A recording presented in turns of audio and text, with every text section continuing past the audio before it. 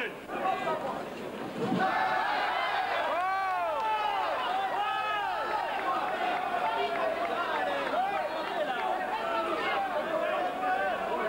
Marion Jestin!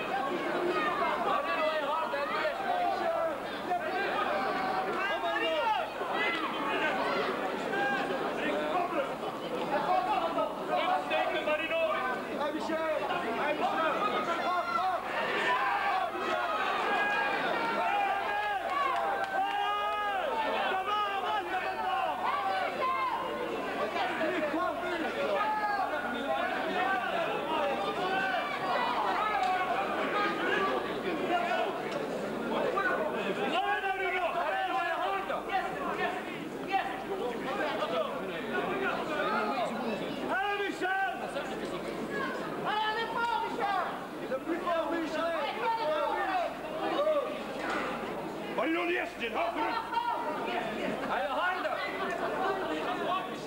Vas-y Michel, pense à ma femme. Ouais! Pas staan bij je handel! Allez, montez! Allez Michel.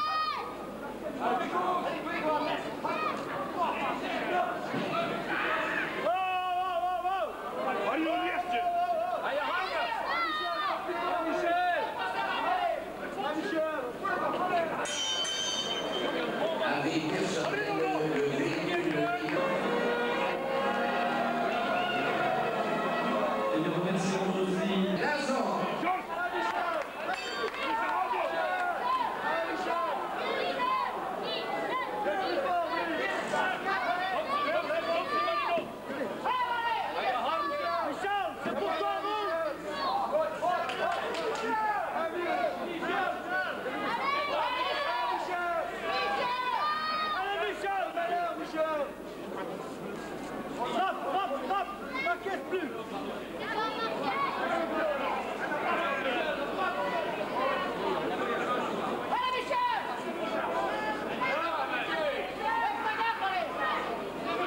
Jestin, Marion!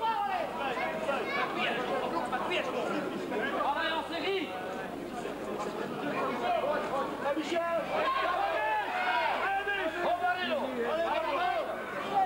Marion, je hart tot uit! De rechtsmogen, je rechtsmogen! Hij rechtsbeen, hop voor het! Allez Michel, il est pour toi le dernier, allez. Allez, on a! Allez, pousse-le. Pousse-le Michel.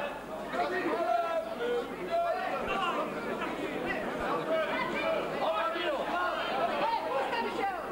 Me laisse pas aussi. Ja, Marion! Jestin, hop voor het! Allez,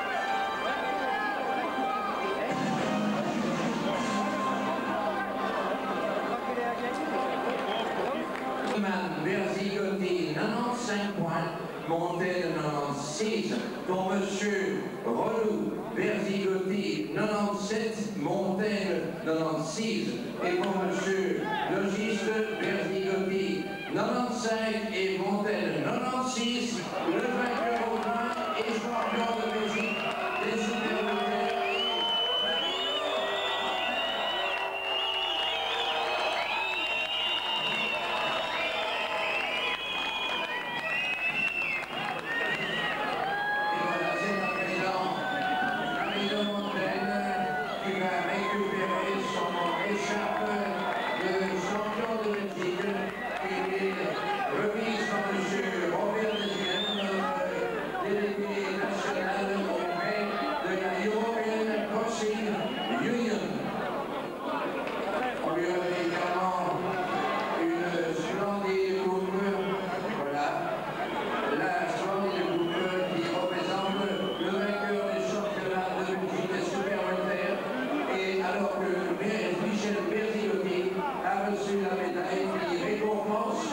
le courage et le jusqu'au boutisme.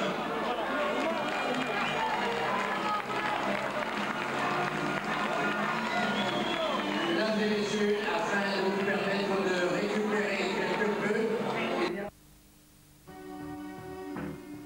Un peu plus d'un an après le succès public du championnat de Belgique opposant Berzigotti à Niakana, la salle du Hall Omnisport de Lonsin est à nouveau comble samedi dernier pour cette soirée de boxe à l'affiche de laquelle on retrouve pas moins de 4 championnats de Belgique. Le hors-d'œuvre étant composé de 2 combats amateurs et d'un combat professionnel de mi-lourd mettant en présence, ici à l'image, Christophe Degrave en culotte bleue au Russe Vova Djoukarev. Le Français de Liège du team André Stokes entame bien son combat et durant les 3 premiers rounds, il se porte souvent à l'offensive du Russe qui riposte néanmoins très bien aux attaques de Degrave, lequel aura d'ailleurs l'arcade ouverte au 3e round. Mais à partir de la 4e reprise, le Russe de Scarbeck prend progressivement l'ascendant sur un Christophe Degrave de plus en plus éprouvé. Et malgré un rush final désespéré, le protégé d'André Stokes n'arrivera pas à renverser le cours du combat. Logiquement, les juges déclarent Djoukarev vainqueur au point. le vainqueur au point est Vova Djoukarev. Mais les choses vraiment sérieuses vont commencer avec le premier titre national mis en jeu au cours de cette soirée, celui de la catégorie des poids moyens. En culotte noire, la Lostois Philippe Van Geert, 70 kg 750, 23 ans, 13 combats professionnels, 10 victoires, 2 nuls et 1 défaite. En culotte blanche, le Marocain boxant sous licence belge Bekir Charan, 70 kg 900, 29 ans, 45 combats professionnels, 22 victoires, 13 défaites et 10 nuls. Tous deux sont challengers. Sur le papier, Van Geert est favori et il est d'ailleurs encouragé par une bruyante et turbulente colonie à l'Ostoise. En avril dernier, lors d'un combat opposant les deux hommes, Van Geert l'avait d'ailleurs emporté. Après un temps d'observation au cours duquel ce sont les coups manqués que l'on remarquera surtout, à la fin du 2e round, les échanges s'animent et dans les premières secondes du 3e round, Charan décoche un crochet du droit qui fait mouche. L'arbitre intervient et Van Geert est compté. C'est d'ailleurs un combat loin d'être des plus orthodoxes que l'on a assisté et les interventions de l'arbitre sont fréquentes. À 2 reprises, Charan recevra un avertissement public pour boxe irrégulière. Van Geert héritera, lui, d'un avertissement.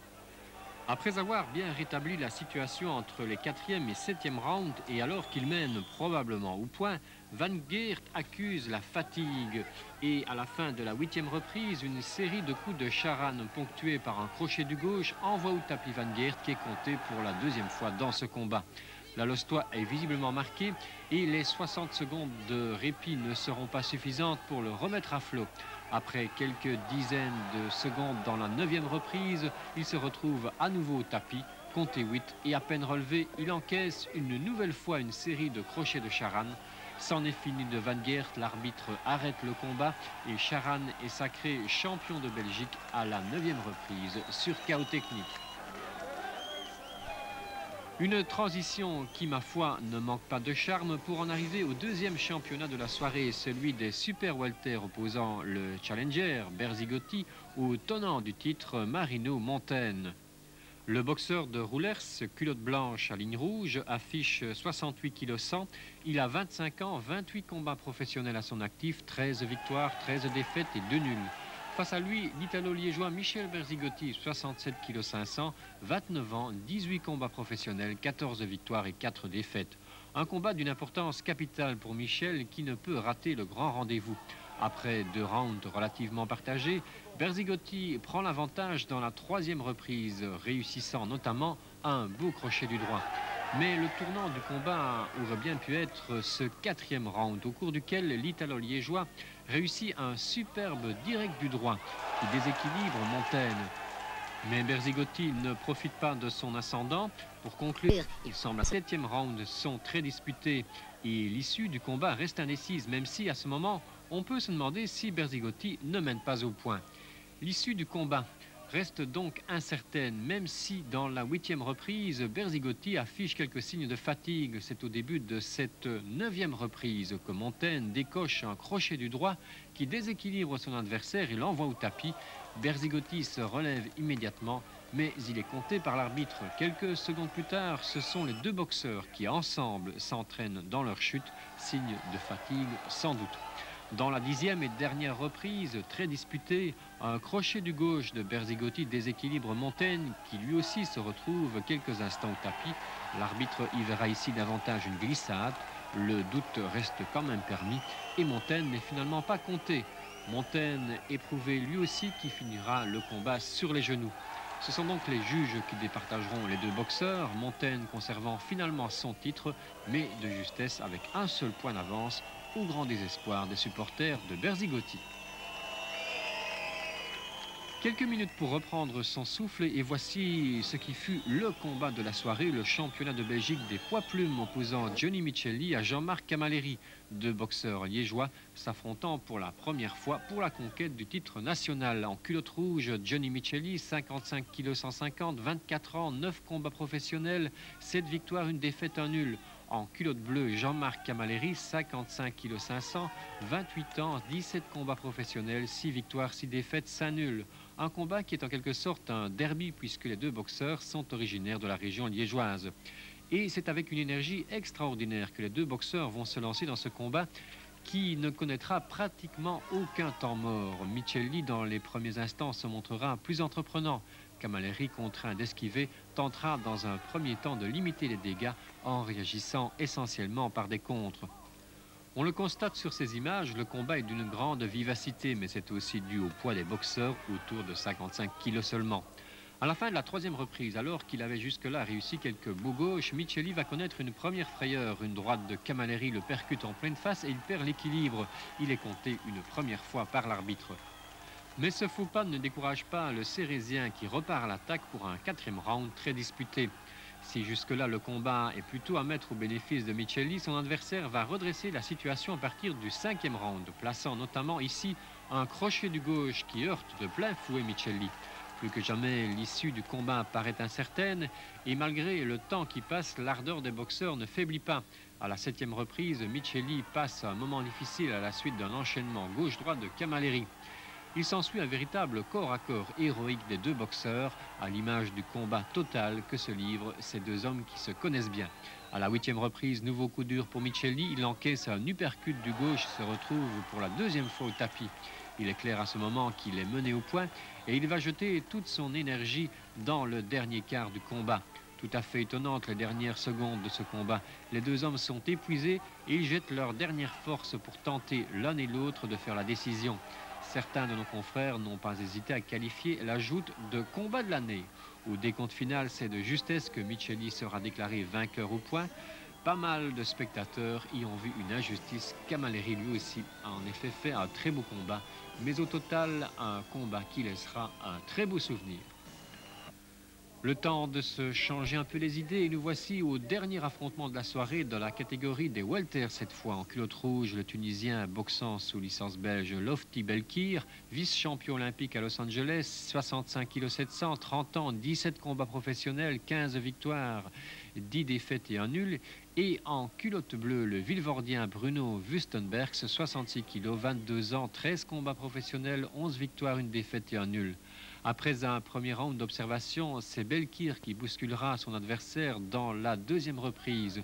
Une légère domination qui se poursuivra au troisième round. Mais le Tunisien, bon technicien, manque visiblement de puissance pour inquiéter réellement Wustenbergs. Celui-ci va d'ailleurs très bien réagir et à la quatrième reprise, un crochet du droit fait mettre le genou à terre à Belkir qui est compté par l'arbitre. Réponse de Belkir au cinquième round, une série d'enchaînements gauche-droit précipite le Vilvoordien dans les cornes. À la sixième reprise, Wustenbergs est atteint au foie par son adversaire. Il va être compté par l'arbitre. Les derniers rounds seront très disputés, l'un des deux boxeurs n'émergeant pas clairement. Une boxe volontaire mais pas toujours très précise, les deux hommes commençant à ressentir les effets de la fatigue. Finalement, c'est Lofty Belkir qui, vainqueur au point, sera déclaré champion de Belgique, clôturant ainsi une longue soirée de boxe à laquelle il ne manquait rien, sinon bébelle.